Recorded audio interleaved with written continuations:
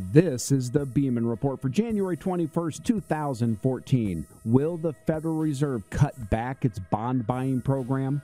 There is growing speculation that in its next meeting later this month that the Fed will continue to taper back its massive debt buying program known as quantitative easing. And the Fed is expected to do this even in the face of an economic climate in which only 74,000 jobs were created in December. Well, what's going on here? Well, first, it's important to understand the Fed's dual mandate, meaning that the Federal Reserve has two stated objectives. The first objective is to have stable prices, that is, relatively low inflation, and the second is to sustain full employment. In order to accomplish this, the Fed has been buying roughly $85 billion per month in Treasury bonds and mortgages.